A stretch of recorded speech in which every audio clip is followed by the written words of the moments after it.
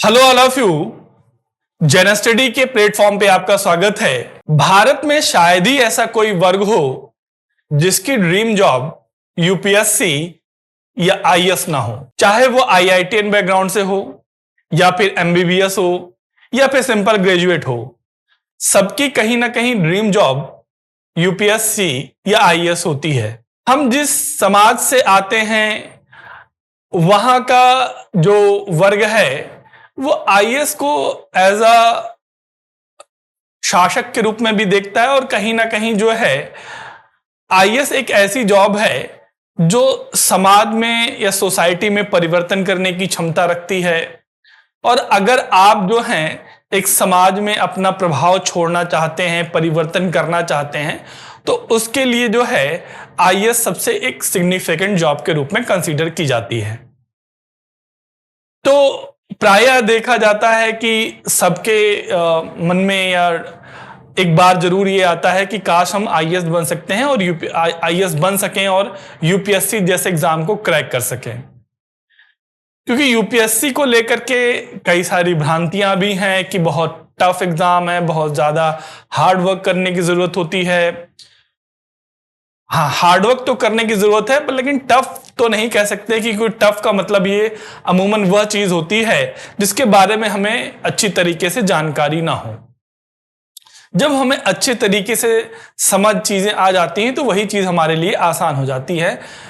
जैसे आप पहले कोई ऐसा सब्जेक्ट है जो आपको बहुत कठिन लगता हो, जैसे मैथ्स की बात करें तो मैथ प्राय सबको कठिन लगता है, लेकिन जब हमें मैथ अच्छे से समझ में आने लगती है, क्वेश्चन सॉल्व होने लगते हैं, तो वही सब्जेक्ट हमें सबसे आसान लगता है। तो ऐसा ही यूपीएससी के साथ है। अगर आपने इसको अच्छे से समझ लिया तो आप इस एग्जाम को आसानी से क्रैक कर सकते हैं। तो आज हम इस वीडियो में जानेंगे कि हम अपनी यूपीएससी की प्रिपरेशन को कैसे स्टार्ट करें, क्योंकि सबसे बड़ी जो चुनौती होती है इस प्रिपरेशन के, या कह सकते हैं किसी भी बड़ी जर्नी को कंप्लीट करने के लिए, तो सबसे बड़ा जो टास्क होता है कि हाउ टू स्टार्ट, हम शुरुआत कैसे कर सकें। क्योंकि जो तैयारी करने वाला होता है वो मल्टीपल मतलब वेरियस बैकग्राउंड से हो सकता है। इवन आप कहीं जॉब कर रहे हों, कोई प्राइवेट जॉब कर रहे हों, या फिर आप टेक्निकल एजुकेशन ले रहे हों, या फिर आप सिंपल ग्रेजुएशन कर रहे हो, या फिर कुछ अदर एक्टिविटीज या कोई बिजनेस कर रहे हो, तो उसके साथ आप के मन में अगर ये ख्याल है कि आपका एक ड्रीम है कि शायद मैं यूपीएससी में क्रैक कर पाऊं, कि मैं शायद यूपीएससी क्रैक कर सकूं, तो आप जो है इस वीडियो से काफी बेनिफिट उठा सकते हैं कि हम अपने यूपीएससी की प्रिपरेशन कैसे स्टार्ट करें। तो किसी भी एग्जाम की प्रिपरेशन की बात करें, चाहे वो यूपीएससी की प्रिपरेशन की बात करें, तो उसके लिए सबसे जरूरी ये है कि हमें उसके लिए सबसे जरूरी यह है कि हम इन 3 चीजों पर फोकस करें।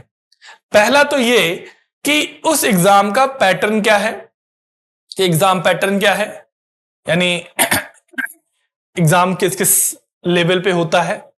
दूसरा, उस एग्जाम का सिलेबस क्या है। और तीसरा, पीवाईक्यू यानी प्रीवियस ईयर्स क्वेश्चन, यानी उसके पिछले वर्षों में जो पूछे गए प्रश्न हैं उनका क्या अप्रोच रहा है, क्या पैटर्न रहा है।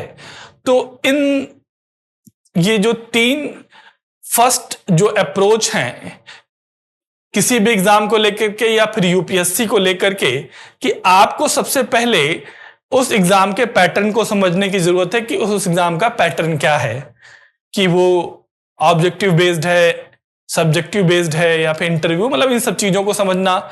उसके बाद फिर उसके पूरे सिलेबस को आपको अच्छी तरीके से कंसीव करना, समझना, और फिर उस सिलेबस के अकॉर्डिंग जो पीवाईक्यूज आए हैं उनको भी देखना। देन स्टार्ट करना कि अब मुझे इस सिलेबस को क्या करना है, खत्म करना है। तो अगर हम यहां पे संक्षेप में बात करें एग्जाम पैटर्न की, तो ये 3 लेवल ऑफ एग्जाम है यूपीएससी। पहला लेवल है प्रीलिम्स का, जो कि ऑब्जेक्टिव बेस्ड होता है, यानी एमसीक्यू आते हैं, एमसीक्यू क्वेश्चंस आते हैं। और 2 पेपर होता है, एक जनरल स्टडीज का पेपर होता है और दूसरा जो है आपका सीसैट का पेपर होता है। तो जीएस का जो पेपर होता है वो एक तरीके से मेरिट बेस होता है। दोनों ही पेपर जो है 200 नंबर के होते हैं, और जो सीसेट का होता है वो क्वालिफाइंग होता है। उस जो जनरल स्टडीज पे जितने नंबर पाते हैं उसी के बेस पे आपको क्या किया जाता है, मेरिट में क्वालिफाई किया जाता है। तो पहला जो है वो एमसीक्यू बेस्ड या ऑब्जेक्टिव पैटर्न क्वेश्चन है, 1/3 नेगेटिव मार्किंग भी है यहाँ पे। और उसके बाद जो है जब आप इस लेवल को जब क्वालिफाई करेंगे तो आप मेंस के लिए जाएंगे, और मेंस का जो एग्जाम है वो सब्जेक्टिव है, यानी पूरी तरीके से रिटन एग्जाम है। यहाँ टोटल 9 पेपर होते हैं, इंक्लूडिंग जीएस के 4 पेपर, 2 ऑप्शनल के पेपर। ऑप्शनल एक ही होता है बट लेकिन उसके पेपर फर्स्ट एंड सेकंड, इसके अलावा एसए का पेपर, और साथ साथ जो है लैंग्वेज का पेपर। तो ये सारे पेपर जो है वो मेंस में होते हैं, सारे सब्जेक्टिव होते हैं। और उसके बाद जो है फिर आपका इंटरव्यू का, जब आप मेंस क्वालिफाई करते हैं तो फिर आप इंटरव्यू के लिए जाते हैं और इंटरव्यू जो है वो आपका 275 नंबर का होता है, और जो लगभग मेंस होता है ये आपका 750 यानी 750 नंबर का होता है। तो ये एक मैंने संक्षेप में आपको बताया कि इसका एग्जाम पैटर्न क्या है, ठीक है, कि ये कौन सा सब्जेक्टिव लेवल है, कौन सा ऑब्जेक्टिव लेवल है, और कौन सा जो है आपका इंटरव्यू बेस्ड है। तो यहां पर जो है ये 3 लेवल होते हैं एग्जाम में। और इसके बाद जो है पहला तो मैंने कहा जब आप प्रिपरेशन स्टार्ट कर रहे हैं तो आपको सबसे पहले जरूरी जानना है कि इस एग्जाम का पैटर्न क्या है, या यूपीएससी के एग्जाम का पैटर्न क्या है। दूसरा, इसका सिलेबस अच्छे से समझिए कि इसका जीएस का क्या जो प्रीलिम्स में जो सिलेबस है वो उसका क्या सिलेबस है। उसके बाद फिर मेंस में पूरा क्या सिलेबस है इसका, और फिर इसके बाद जो है इसका इंटरव्यू में, मतलब फिर आप जब देखेंगे तो इंटरव्यू में क्या प्रिपरेशन हो रही है ये समझेंगे। तो हम ये समझेंगे जो है कि इसके बाद जो है इंटरव्यू में जो जितना भी चीजें आपने नॉलेज कंसीव किया है, समझा है, उसको फिर आप इंटरव्यू में जाके प्रेजेंट करते हैं। तो ये एग्जाम का पूरा प्रोसेस है। तो पहले हमने एग्जाम के पैटर्न को समझना है, फिर उसके बाद सिलेबस को क्या करना है, अच्छी तरीके से समझना है कि क्या क्या इसमें चीजें हमें प्रिपेयर करनी है प्रीलिम्स लेवल पे, मेंस लेवल पे, ठीक है। और उसके बाद फिर हमको कैसे इंटरव्यू प्रेजेंट करना है। अब ये इस पूरे प्रोसेस के बाद हमको पीवाईक्यू यानी जो प्रीवियस ईयर्स क्वेश्चंस हैं, यानी जो पिछले कुछ वर्षों में जो पूछे गए क्वेश्चन हैं, चाहे वो प्री लेवल पे हो चाहे वो मेंस लेवल पे हो, इन दोनों को क्या करना है हमें समझना है। जब हम पीवाईक्यू देखेंगे तो पीवाईक्यू के बाद ही हमें जो है अपनी स्टडी स्टार्ट करनी है, क्योंकि जब आप पीवाईक्यू देखेंगे तो आपके पास एक अप्रोच आ जाएगा कि हमको उस सिलेबस को पढ़ना कैसे है और किस सेक्टर से क्वेश्चन आ रहे हैं, कि हिस्ट्री से लगभग कितने क्वेश्चन आते हैं, ज्योग्राफी से कितने आते हैं, पॉलिटी से कितने आते हैं, करंट अफेयर से कितने क्वेश्चन आते हैं।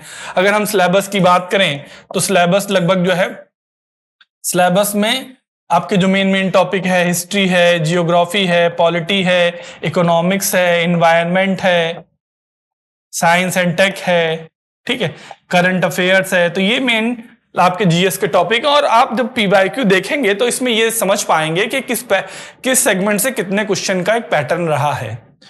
और जब आप जब आप अपना सब्जेक्ट पढ़ रहे हैं, टॉपिक पढ़ रहे हैं, तो कौन सी ऐसी चीजें जो आपको याद रखनी है, कौन सी चीजें जो है आपको नोट डाउन कर लेने की रिक्वायरमेंट है, तो ये जब आप पीवाईक्यू देखेंगे तो उसी के थ्रू आप समझ पाएंगे, ठीक है। तो पीवाईक्यू अच्छे तरीके से देख लेने हैं 8-10 सालों के, वो मेंस के लेवल पे भी और प्रीलिम्स लेवल पे भी।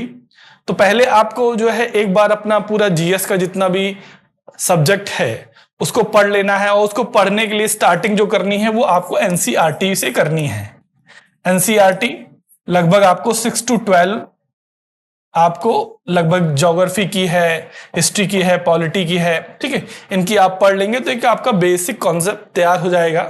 और उसके बाद फिर आपको जो है रिकमेंडेड बुक पढ़नी है, ठीक है। तो आप इस तरह जो है आप अपनी प्रिपरेशन स्टार्ट कर सकते हैं कि पहले आप जो है एग्जाम के पैटर्न को समझते हैं, उसके बाद फिर हम यह देखते हैं उसका सिलेबस क्या है, और उसके बाद हम पीवाईक्यू को देखते हैं। पीवाईक्यू के बाद फिर हम जो बेसिक बुक्स हैं जैसे एनसीईआरटी हैं वो स्टार्ट करते हैं। तो एक आपकी जो शुरुआत है वो हो जाएगी, और धीरे धीरे आपको कॉन्फिडेंस आने लगेगा कि हम इस एग्जाम को क्या कर सकते हैं, क्रैक कर सकते हैं। उसके बाद फिर आप जो नेक्स्ट स्टेप है वो ले सकते हैं। तो आप इस प्रिपरेशन के में किसी भी तरह की हेल्प के लिए, चाहे वो आप एग्जाम स्टार्ट करना चाह रहे हो, एनसीईआरटी को अंडरस्टैंड करना चाह रहे हो, या किसी चीज को नहीं समझ पा रहे हैं, तो हमारी जो मेंटरशिप है उन सब की हेल्प लेकर के, और हमारे शॉर्ट वीडियोस हैं वेबसाइट पे अवेलेबल हैं, जिसके थ्रू आप उस टॉपिक की अच्छे से अंडरस्टैंडिंग डेवलप कर सकते हैं और अपनी प्रिपरेशन को स्टार्ट कर सकते हैं। तो आप जेन स्टडी आपको कंप्लीट गाइड करेगा कि आप यूपीएससी कैसे क्रैक कर सकें। तो आप जेन स्टडी को फॉलो भी कीजिए, सब्सक्राइब भी कीजिए और हमसे जुड़िए।